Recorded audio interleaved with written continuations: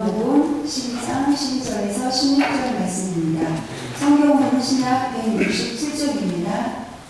그 이튿날에는 명절에 온 큰 무리가 예수께서 예루살렘에 오신다는 것을 듣고 종려나무 가지를 가지고 맞으러 나가 외치되 호산나 찬송하리로다 주의 이름으로 오시느니 곧 이스라엘의 왕이시여 하더라. 예수는 한 어린 나귀를 보고 타시니 이는 기록된 바 시몬 따라 두려워하지 말라 보라 너희 왕이 나귀 새끼를 타고 오신다는 것 하더라. 제자들은 처음에 이 일을 깨닫지 못하였다가 예수께서 영광을 얻으신 후에야 이것이 예수께 대하여 기록된 것인가 사람들이 예수께 이같이 할 것이니 생각나더라. 아멘. 아멘. 그 정영구 목사님이 쓴 다스림을 받아야 다스릴 수 있다라고 하는 그런 책이 있습니다. 이 책에서 그 정영구 목사님은 세상을 다스리기 위해서는 먼저 하나님의 다스림을 받아야 한다라고 말합니다. 그러니까 하나님의 다스림을 받는 자가 하나님의 뜻으로 다스릴 수 있기 때문에 그러하다. 그리고 그렇게 해야 이 세상에 선한 영향력을 행사할 수 있다라고 하는 겁니다. 자, 하나님의 백성은 하나님의 다스림을 받는 사람들입니다. 하나님이 왕이십니다. 그런데 인간의 본성은 다스리려고 하지 다스림을 받기를 원하지 않습니다. 그러면서 다스려야 할 것에 다스림을 받고 살아갑니다. 그렇게 되는 이유는 누가 왕인지, 누가 진짜 왕인지 모르기 때문에 그렇습니다. 누가 왕입니까? 하나님이 왕이십니다. 성경은 1600년에 걸쳐서 하나님의 감동하심은 40여 명의 저자에 기록되었습니다. 그래서 이 성경에는 일관성이 있습니다. 우리는 그것을 관점이라고 그렇게 이제 부릅니다. 그런데 이 관점 중에 하나가 성경의 이 관점 중에 하나가 누가 왕인가 하는 것을 보여주고 있다는 거죠. 그래서 창세기부터 요한계시록까지 성경은 하나님께서 왕이심을 계속해서 선포하고 있습니다. 하나님께서 인간을 창조하셨지요. 인간을 창조하신 하나님은 다스리는 분이었고 피조물인 인간은 다스림을 받는 그런 대상이었습니다. 하나님이 왕이셨습니다. 이것을 알 수 있게 만든 것이 바로 선악을 알게 하는 나무였습니다. 선악과였습니다. 선악과는 누가 왕인지를 구별하는 도구였습니다. 인간은 하나님의 다스림 받을 때 복을 받았고요. 그들에게는 부족함이 없었습니다. 그런데 인간이 하나님의 통치를 이제는 거부합니다. 아담과 하와가 선악과를 따서 먹음으로 하나님의 통치를 거부합니다. 그들은 하나님과 같이 되고자 했습니다. 그들 스스로가 왕이 되어서 하나님의 자리를 빼앗으려 했습니다. 이제부터는 내가 내 삶의 주인이다. 이제부터는 내가 옳고 그름을 결정하겠다. 그런 거였지요. 이렇게 아담과 하와가 죄를 지은 이후에 인류는 누가 왕이 되어야 하는가를 생각하면서 이것을 둘러싼 다툼 속에 살아가게 되었습니다. 그리고 힘 있는 자가 자기의 뜻을 관철하는 세상을 만들기 시작합니다. 그런데 이런 역사 속에서 하나님은 아브라함을 부르시지요. 아브라함 부르셔서 아브라함을 통해서 하나님을 왕으로 삼는 제사장 나라를 만들기 시작하셨습니다. 그리고 마침내 예수님을 이 땅에 보내셔서 하나님의 나라를 이루셨죠. 그리고 예수 믿는 사람들을 통해서 하나님의 나라를 이제 세상 나라에 보여주길 원하셨던 겁니다. 우리는 하나님의 나라는 이런 것이고, 그리고 우리는 하나님의 나라는 이런 삶이라고 세상에 보여줘야 될 그런 사명을 이제 가지고 있는 거죠. 세상을 향해서 이것이 하나님의 나라입니다. 이것이 진짜 하나님의 다스림을 받는 하나님 나라의 삶입니다. 이것을 보여줘야 될 사명이 있습니다. 그래서 예수님께서 이 땅에 왕으로 오신 겁니다. 예수님은 단순한 도덕교사로 오신 것이 아닙니다. 단지 기적을 행하시는 능력자로 오신 것도 아닙니다. 그분은 하나님의 보내심을 받은 왕이십니다. 이사야 선지자가 예수님에 대해서 이렇게 예언합니다. 이사야 9장 6절에 보니까 한 아기가 우리를 위해 태어났다. 우리가 한 아들을 모셨다. 그는 우리의 통치자가 될 것이다. 그의 이름은 놀라우신 조언자, 전능하신 하나님, 영존하시는 아버지, 평화의 왕이라 불릴 것이다. 예수님은 하늘의 왕권을 가지시고 이 땅을 다스리기 위해서 오셨습니다. 그러나 세상 사람들이 기대했던 그런 왕과는 다른 왕이었습니다. 세상 사람들이 기대했던 정치적인 왕과는 전혀 다른 모습으로 오십니다.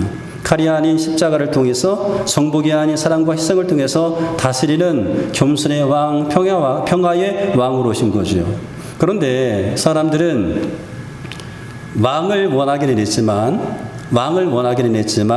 왕의 다스림은 거부합니다. 예수님을 왕으로 삼으려고는 했지만 왕이신 예수님의 다스림은 거부합니다. 예수님의 공생의 기간 동안 많은 사람들이 예수님을 따랐지요. 그들은 예수님을 따라다니면서 예수님께서 행하시는 기적과 능력을 보고 감탄합니다. 그리고 예수님을 자신의 왕으로 삼으려고 합니다. 예수님께서 보리떡 5개와 물고기 2마리를 가지고 5,000명을 먹이시자 사람들은 예수님을 억지로 왕 삼으려고 합니다. 요한복음 6장 14절에 보니까 그 사람들이 예수께서 행하신 이 표적을 보고 말하되 이는 참으로 세상에 오실 그 선자라더라. 그러므로 예수께서 그들이 와서 자기를 억지로 붙들어 임금으로 삼으려는 줄 아시고 다시 혼자 산으로 떠나가시라. 예수님 같은 분이 왕이라고 한다면 얼마나 좋겠어요. 예수님을 왕으로 삼는다고 한다면 이제부터 먹거리 문제, 먹는 문제 때문에 걱정할 필요가 없습니다.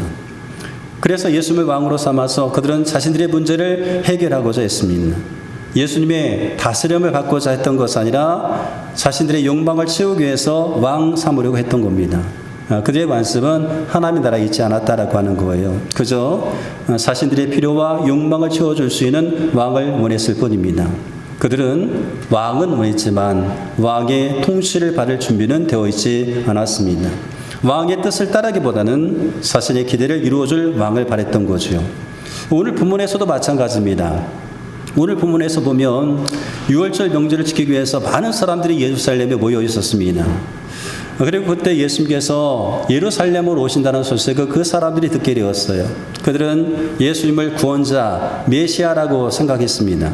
구원자 메시아, 어떤 구원자였습니까? 로마의 압제와 기득권층의 착취로부터 자신들을 구원할 구원자로 생각했습니다. 그들의 보기에 예수님은 정치적인 구원자, 정치적인 메시아로 전혀 부족함이 없었습니다. 수많은 병자를 고쳐주셨어요. 귀신 들린 사람의 귀신도 쫓아내셨습니다. 죽은 사람도 살리셨습니다. 오병이어의 기적도 행하셨습니다. 이와 같은 많은 일을 행했으니까 이런 기적을 행하시는 분이라면 충분히 메시아로서 자격이 있을 것이라고 생각합니다. 이 정도의 사람이라고 한다면 로마의 압제로부터 우리를 구원할 수 있을 것이라고 생각했습니다. 그들은 자신들이 기대했던 그 왕, 자신들의 요구를 해결해 줄 수 있는 왕, 자신들의 뜻을 이룰 수 있는 그 왕을 이제 생각하면서 종려나무 가지를 흔들리면서 예수님을 이제 맞이합니다. 그들은 이렇게 외칩니다. 호산나 찬송하리로다. 주의 이름으로 오시는 이 곧 이스라엘 왕이요 라고 부르면서 예수님을 환영합니다. 열렬히 환영하고 있습니다. 여기 호산나라고 하는 이 말은요, 히브리어로 호시아나입니다. 호시아는 구원이라는 뜻이고 나는 지금이라는 뜻입니다. 호시아나는 지금 나를 구원하소서 이 뜻이 있어요. 지금 나를 구원하소서. 이 호산나는 예수님께서 예루살렘에 입성하실 때 요소로 사용되었는데요. 그 당시 유대 땅의 언어는 아람어였습니다. 호산나 이 말은 아람어입니다. 호시아나를 그냥 들리는 대로 호산나라고 이제 부른 거죠. 그런데 이때 사용한 호산나는 주여 우리를 구원하소서, 주여 지금 나를 구원하소서라고 하는 그런 의미로 이 사람들이 호산나를 외친 것이 아니라 이 말은요 단지 만세 만세 그런 의미가 더 강합니다.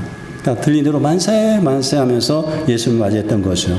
자기 바람대로 움직여주고 자기 원한을 해결해주고 로마를 쳐부숴줄 세상 나라의 왕을 기대하면서 그 왕을 맞이하면서 만세 만세했던 겁니다.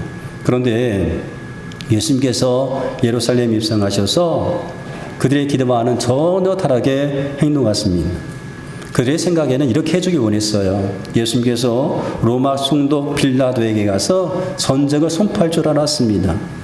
그런데 빌라도에게 가지 않습니다. 베다니로 갔습니다. 예수님께서 그들이 생각했던 것처럼 움직이지 않는 겁니다. 그들의 기대와는 맞지를 않습니다. 어떻게 되었습니까? 며칠 뒤에 그들은 왕이신 예수님을 거부하기에 이릅니다. 호산나 만세 만세 하면서 맞이했던 그 예수님을 거부합니다. 그들은 예수님을 십자가에 못 박으라고 외치기 시작합니다. 십자가에 못 박으소서라고 외치기 시작합니다. 예수님은 하나님의 뜻을 이루기 위해서 오신 왕이었어요.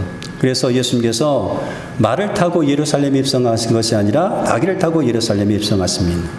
나귀를 타고 오신 왕, 나귀를 타고 입성한 왕, 세상에서 좀처럼 볼 수 없는 왕의 모습이었습니다. 그것은 보기에 따라서 너무나 약하고 초라한 모습이었습니다. 그러나 예수님께서 나귀를 타심을 통해서 스가랴 9장 9절의 말씀을 성취하십니다. 스가랴 9장 9절에 보니까 시온에 따라 크게 기뻐할지어다 예루살렘에 따라 즐거이 부를지어다 보라 내 왕이 내게 임하시나니 그는 공의로우시며 구원을 베푸시며 겸손하셔서 나귀를 타시나니 나귀의 작은 것 나귀의 스키니라. 예수님께서 평화의 왕, 겸손의 왕, 구원의 왕으로 오셨습니다. 하나님의 뜻을 이루기 위해서 이 땅에 오셨습니다. 예수님께서 왕으로 오신 겁니다. 그러므로 예수님께서 왕으로 지금 우리 가운데 오셨기 때문에 우리는 예수님의 다스림을 받아야 됩니다. 우리의 모든 삶의 영역에서 예수님의 다스림을 받아야 됩니다. 예수님을 조종하려고 하는 것이 아니라 예수님의 다스림을 받아야 된다라고 하는 거죠. 내 삶의 주도권을 예수님께 내어드릴 수 있어야 됩니다. 그것이 바로 예수님을 왕으로 모신 겁니다. 왕으로 모셨다. 왕으로 오셨다는 것은 왕의 다스림을 제가 받습니다. 그것을 의미합니다. 우리가 예수님의 다스림을 받게 될 때 주어진 은혜가 있어요. 예수님의 다스림을 받는다라고 한다면 다 살게 됩니다. 다 살게 된다. 예수님의 다스림을 받으면 다 살게 됩니다. 다스리다 이 어원이 있어요. 이 어원을 찾아보니까 다스리다 이 옛말이 다살이다. 다 살리다 뭐 그런 의미가 있고 이 말의 뜻이 다 살게 하다 또는 다 잘 살도록 만들어 준다라고 하는 그런 의미입니다. 그냥 다스리다라고 하는 이 말의 의미가 다 살게 하다, 다 살도록 만들어주다. 그러므로 다스린다는 이 말은 창조된 모든 것들이 조화를 이루어 다 잘 살아갈 수 있도록 만들어준다는 의미입니다. 예수님께서 우리의 삶을 다스릴 때에 다 살게 됩니다. 예수님께서 우리의 삶을 다스릴 때에 모두가 다 잘 살아갈 수가 있게 되는 거죠. 우리가 예수님의 다스림 아래 있을 때에 다 잘 살아갈 수가 있게 되는 거죠.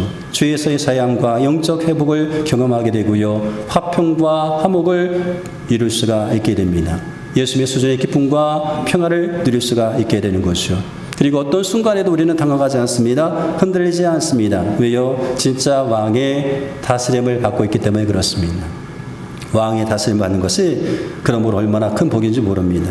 우리는 가짜 왕을 모신 것이 아니라 진짜 왕을 모시고 있습니다. 진짜 왕이 우리 가운데 오셨습니다. 진짜 왕을 모시고 있기 때문에 흔들리지 않는 거죠. 어떤 목사님께서 미국 여행 중에 이제 잘 알고 지냈던 성도님 집에 이제 머무르게 되었어요. 어느 날 이 성도 부부가 이제 함께 그 파티에 이제 참석하게 되었는데 남편 집사님은 일터에서 파티 장소로 바로 가게 되었고 목사님은 부인 집사님과 함께 가기 위해서 거실에서 이제 기다리고 있었습니다. 근데 이 부인 집사님께서 나오셨는데 아주 멋진 목걸이를 이렇게 하고 나오신 거예요. 근데 이 목걸이를 보고 목사님께서 뭐라고 말씀하셨는가 하면 집사님 그 목걸이 꼭 진짜 같습니다. 이렇게 얘기했던 거예요. 목걸이 꼭 진짜 같습니다.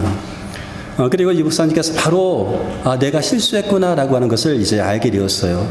진짜 같다는 말은 뭐냐면 그 목걸이가 가짜입니다. 그런 의미잖아요. 이 말은 듣기에 따라서 이제 그 집사님의 기분을 상하게 할 수 있는 그런 말이었습니다. 그런데 뜻밖에도 이 집사님께서는 까르르 하고 웃으시면서 뭐라고 하시는가 하면 목사님 어떻게 하셨어요? 이 목걸이 가짜인 거 어떻게 하셨어요? 라고 말을 하는 겁니다. 그리고 그 집사님 말씀이 뭐라고 하는가 하면 진짜 목걸이는 집에 잘 두고 외출할 때는 주로 보조품을 착용한다라고 그렇게 이야기하고 합니다. 집사님께서 목사님 이거 가짜인 거 어떻게 하셨어요? 라고 이렇게 말을 할 수 있었던 것이 그 이유가 있다라고 한다면 이 집사님에게는 진짜가 있었거든요. 진짜를 가지고 있었기 때문에 그와 같은 말에 상처를 받지 않을 수 있었던 겁니다. 진짜를 소유한 사람은 흔들리지 않습니다. 진짜를 소유한 사람은 상처받지 않습니다. 진짜를 소유한 사람은 당당함을 잃어버리지 않습니다. 우리는 진짜를 보시고 있습니다. 가짜 왕을 모시고 있는 것이 아니라 진짜 왕이 우리 가운데 오셨고 우리는 진짜 왕의 다스림을 받고 있습니다. 그렇다고 한다면 우리는 당당함을 잃어버리지 않을 수가 있습니다. 왕의 다스림을 받는 사람이 당당함을 잃어버리지 않을 수 있습니다. 많은 사람들이 다스림이라고 하는 말을 들으면 마음에 거부감을 느끼게 됩니다. 누가 나를 통제하려고 해? 나는 내 삶을 내가 결정할 텐데 누가 나를 다스리려고 해? 하면서 마음의 거부감을 느낄 때가 많습니다. 그러나 예수님의 다스림은 세상의 지배와는 다릅니다. 예수님 강제로 우리를 누르지 않습니다. 사랑으로 이끌어 주시며 진리로 회복시켜 주십니다. 그러므로 예수님 안에 우리가 들어가게 되면 예수님의 다스림을 받게 되면 우리가 억압받는 것이 아니라 억눌리는 것이 아니라 오히려 자유함을 경험하게 되는 거죠. 왕이신 예수님께서 우리를 통치하시면 진짜 자유함과 평화를 누릴 수 있게 됩니다. 환경이 바뀌어도 전혀 흔들리지 않습니다. 예수님 지금도 우리의 마음에 문을 두드리시면서 말씀하셔요. 보라, 너희 왕이 오신다. 보라, 너희 왕이 오신다. 라고 말씀합니다. 보라, 너희 왕이 오신다. 예수님께서 지금 우리 가운데 오고 계십니다. 이 왕을 우리가 모셔드려야 되는 것이요.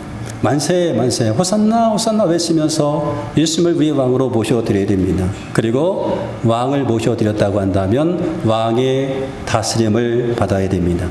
내 모든 삶의 주도권을 내어드릴 수 있어야 되고요. 예수님의 말씀 앞에 순종할 수 있어야 됩니다. 예수님의 뜻이 나의 뜻을 이끌어 가시도록 허락해야 됩니다. 예수님의 다스림은 내 인생의 가장 안전하고 가장 복된 일이 되게 되는 겁니다. 그것은 가장 영광스러운 일이 되는 거죠. 예수님은 왕으로 오셨습니다. 예수님을 왕으로 모셨다는 것은 우리가 예수님의 다스림 안에 있다는 거죠. 우리는 모두 예수님의 다스림을 받아야 됩니다. 예수님의 다스림을 받게 될 때에 그때의 당당함을 유지할 수 있고 거기에서 진정한 자유함을 우리가 누릴 수 있고 예수님의 다스림을 받게 된다고 한다면 다 살게 되고 다 잘 살게 됩니다. 그런 은혜가 저 여러분 가운데 있기를 주의 이름으로 축원드리겠습니다.